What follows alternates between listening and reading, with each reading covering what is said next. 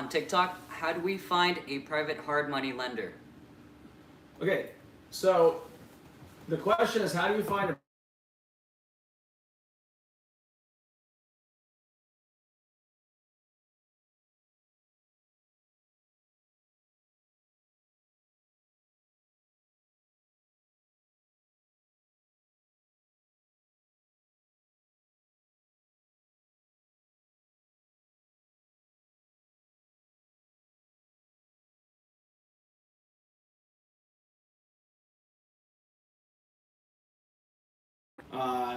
anchor loans, but private hard money. I think you're confusing the two terms. There's private money and then there's hard money. Cool. What's our next question? From Guy Kearns on TikTok. How do you go about putting a property under contract? How do you go about putting a property under contract? Great question, Guy Kearns. So the way that you do it. Oh, is our live stopped on Facebook over here? Hold on. All right. So the question is, how do you go about? So can you repeat that, Jack? How do you go about putting a property under contract? Great. How do you go about putting a property under contract? So it's really simple. You need three things to make a contract valid. You need a contract, right? That's signed, which is a meeting of the minds. You need consideration, which could be earnest money or a promise to pay that earnest money. And then you need signatures from all parties, right? The meeting of the minds and everything like that. Then once you open escrow, then you're going to be able to basically sell the property by getting the seller to sign it over to you as the buyer. So once it's under contract, that means like, right, then you're going to deposit that earnest money. Now, if you're wholesaling it, you can have the buyer that you assign it to put the money into the escrow deposit. So I hope that helps. Literally, just a property being under contract means that somebody has an offer on it, that offer's accepted, and that's all you need to do is get your offer accepted. Okay. All right, next one is from Taylor's Anger Photography. How do you access a list of homes that are past due on their mortgages? Oh, Taylor, how do we access a home that are past due on their mortgages? It's all public record. So one of my favorite sites that I use is a site called Property Radar. And if you use Property Radar, then basically what you can do, you can use Property Radar, and you can go specifically on that one and say, oh, okay, I'm going to search for everything that's going to foreclosure in this county or that county. They come together, and or you can get it for free from your local county. So the short answer is go to your county, get a list of properties that are in foreclosure. It's posted every month. They have to, because the notice of trustee sale has to be published for it to actually go to sale. So it's either and you can also find the notice of default and then follow the notice of default. Next one's from Crit Faced on TikTok. How do Is you it Crit Face? Crit. Crit. I didn't know if you were like a Crip or Blood or something like that. Gangbangings. How do you do due diligence on a commercial property? How do you comp it? Should I use a realtor? Okay, so three different questions. How do you do comps on commercial property? How do you do inspections? And should you use a realtor? Is that correct, Jack? How do you comp it? How do you comp it? And what's the other two questions? And how do you Do the inspections? And should you use a realtor? All right, so inspections, just get like your normal engineer, your HVAC, your roof guy, all that stuff. And then should you use a realtor if you want to? You don't have to. Like if it's the listing agent, they're usually going to say that they're not representing you. So if you feel like you need to use an agent, use an agent. If you don't know what you're doing, then probably use an agent. If you do know what you're doing, you don't need to use an agent. I don't use an agent on a lot of stuff. So obviously I was an agent and I've sold 3,000 houses, so I've got a little bit of a leg up.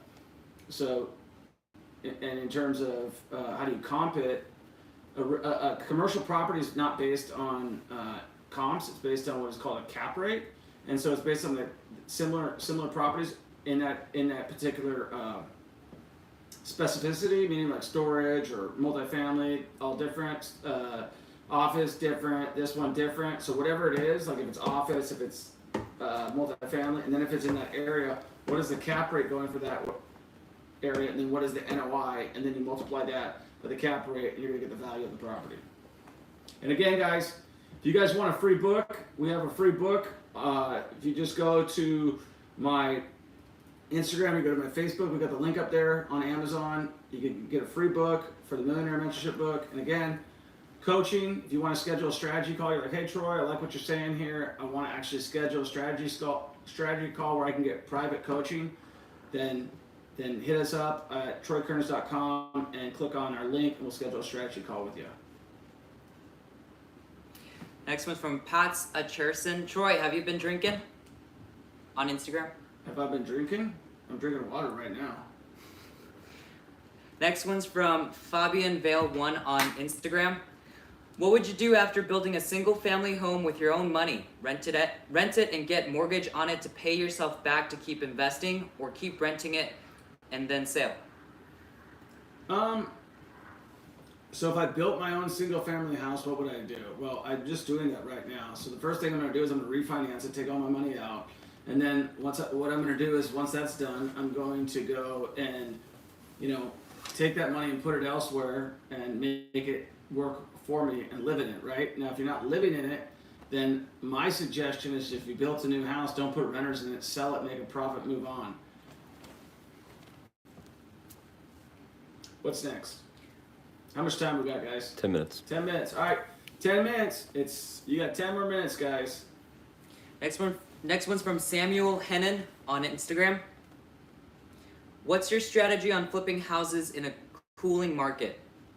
That's a great question. What's my strategy for flipping houses in a cooling market? Be the first one out.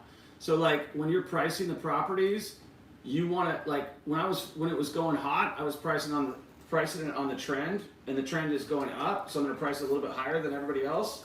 Now I'm going to price it a little bit lower than everybody else and be the first one out of the deal, right? And I'm only going to go for cosmetic fixers, not for the big flips that take forever because the market's not at my side anymore. If I'm in that deal for 6-8 months, I might get hammered on it. So I'm going to stick to cosmetic fixer-uppers, and I'm going to price at the lowest point on the market, meaning that I'm going to be out right away.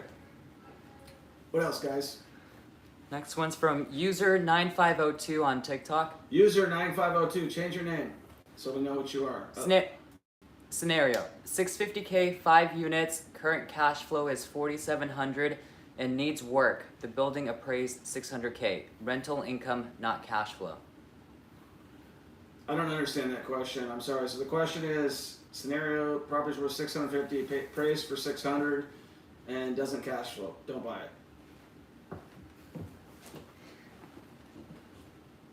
Next one's from Scurvy on Instagram. Scurvy on Instagram.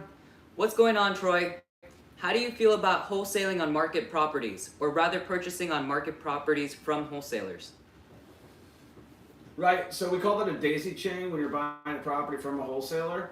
I mean, that's a fine way to get started if you really, you got to make sure that the wholesaler actually has meat on the bone. I had a call the other day from some guy. He's like, hey, I want to JV with you. I'm like, are you the actual wholesaler? He's like, yeah. And I can hear all these calls in the background. I'm like, you're the actual guy? This is your company? He's like, yeah. He's just so used to lying to everybody. He's like, yeah. I'm like, all right, so what's the property? What's the address? And he's like, I emailed it to you. I'm like, yeah, I know, but what's the address? He's like, okay. I'm like, how big is it? He's like, 1,100 square foot. And I'm like, how much you want? 384,000. I'm like, no thanks. There's no profit margin in it. I already know the area. I already know where it's at. And he's over $200 a foot, right? He's at $300 a foot, and he's trying to wholesale it.